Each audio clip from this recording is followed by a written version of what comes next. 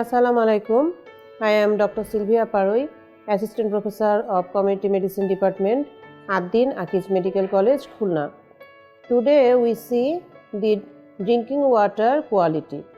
Guideline for drinking water quality recommended by World Health Organization in 2011 related to following aspects. That one, acceptability aspect, microbiological aspect, chemical aspects, radiological aspects. At first we discuss about acceptability aspects.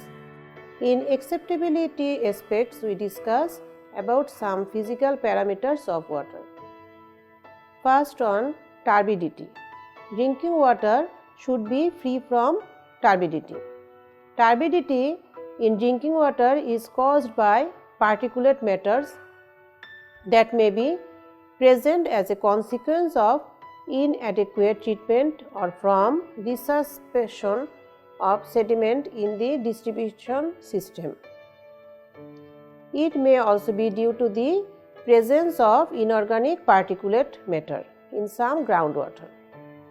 Turbidity interferes with disinfection and microbiological determination. Second one parameter is color. Drinking water should be free from colors, which may be due to the presence of colored organic metals such as iron and manganese, or highly colored in industrial wastes. Third parameter is taste and odor. Taste and odor originate from natural and biological sources or processes, from contamination by chemicals or a byproducts of water treatment, that chlorination. Taste and odor may develop during storage and distribution. Fourth parameter is temperature. Cool water is generally more palatable. Low water temperature tends to decrease the efficiency of treatment process, including disinfection, and may thus have a deleterious effect on drinking water quality. To sum up, we cannot judge the quality of drinking water by physical characteristics alone. Chemical and microbiological aspects also need. Second parameter is inorganic constituents, that chlorides, all waters including rainwater contain chlorides. In the neighborhood of the sea, the salinity of water tends to be high. Since the chlorine content of water varies from place to place, it is necessary first of all to determine the normal range of chlorides of the unpolluted surface and groundwater. Second one is hardness. Public acceptability of the degree of hardness may vary considerably from one community to another, depending on local conditions. Third parameter is ammonia. These are chemical compounds. Ammonia. Term ammonia include the non-ionized and ionized ammonia. Ammonia in the environmental originated and from metabolic, agricultural and industrial processes and from disinfection with chloramines. Fourth parameter is pH. One of the main objectives in controlling the pH is to minimize corrosion and incrustation in the distribution system. pH level of less than 7 may cause severe corrosion of metals in the distribution pipes, and elevated levels of certain chemical substances such as lead may result. Fifth compound is hydrogen sulfide. The taste and odor threshold of hydrogen sulfide in water are estimated to be between 0.05 and 0.1 mg per liter. Sixth compound is iron. Anaerobic groundwater may contain ferrous iron at concentration of up to several milligram per liter without discoloration or turbidity in water when directly pumped from the well. Other compounds are sodium sulfate, total dissolved solids. Taste threshold concentration of sodium in water depends on the associated anion and the temperature of the solution. Others are zinc, most important zinc. Zinc imparts as an undesirable taste to water. Taste indicate a taste threshold concentration of 4 mg per liter.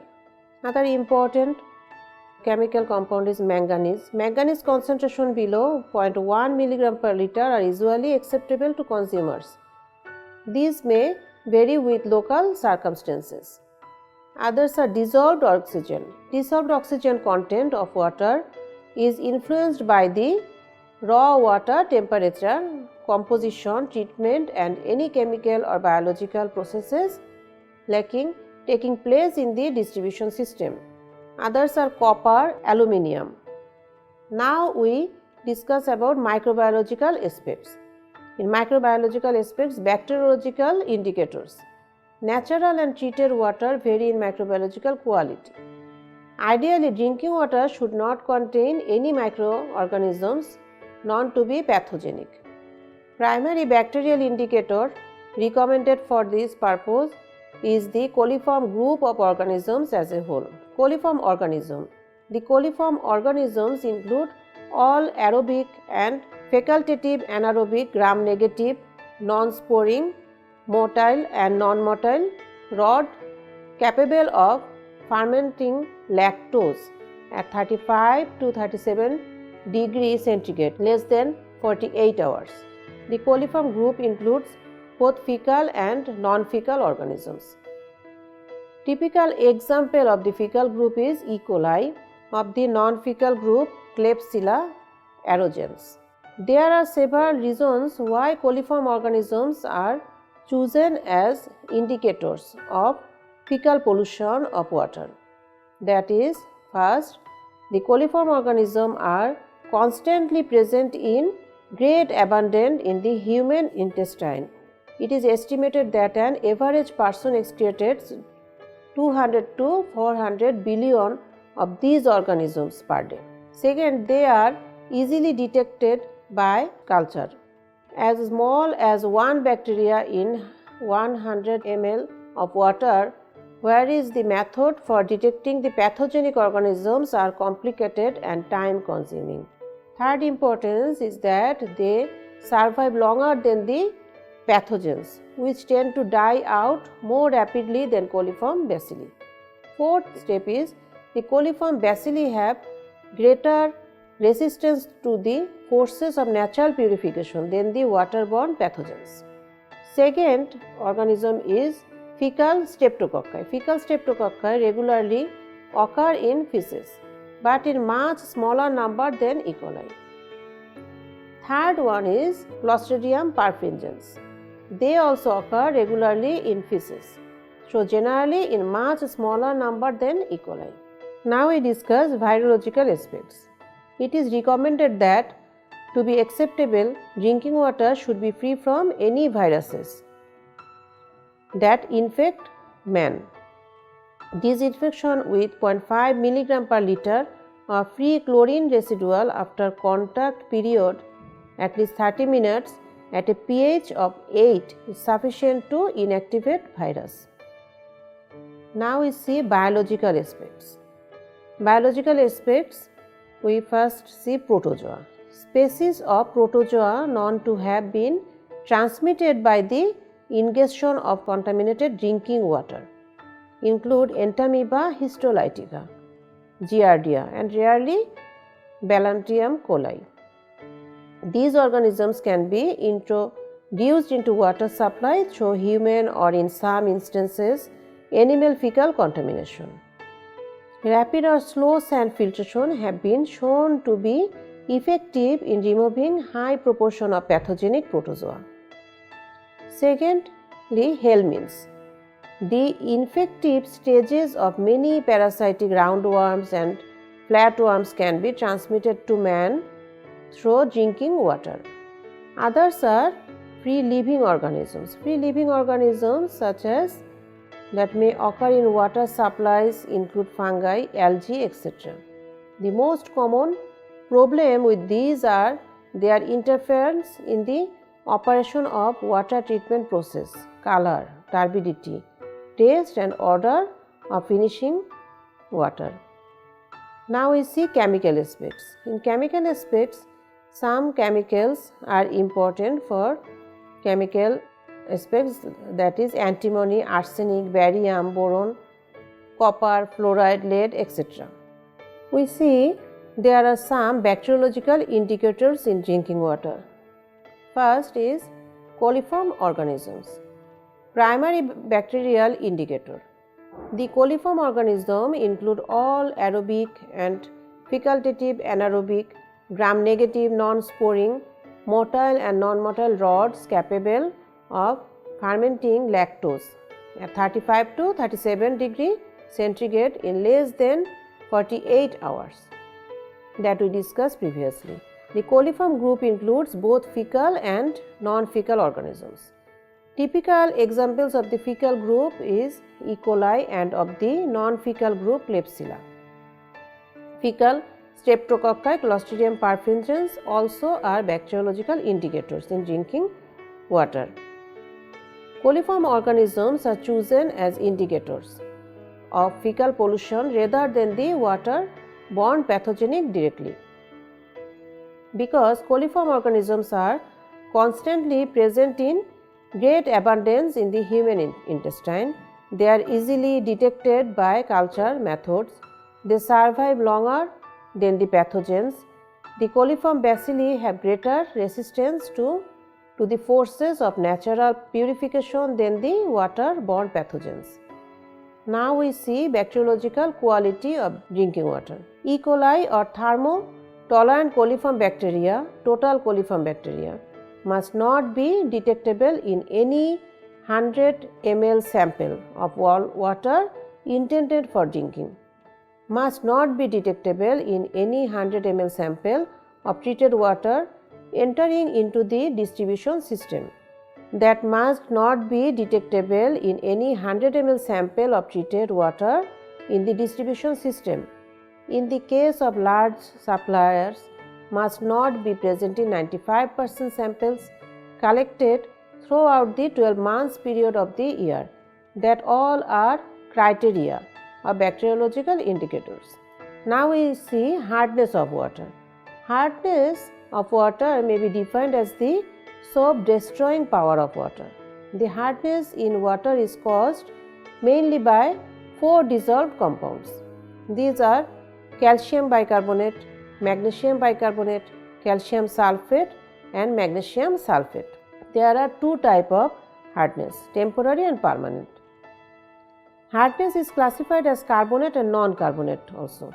Carbonate hardness, which was formerly designated as temporary hardness, is due to the presence of calcium and magnesium bicarbonates.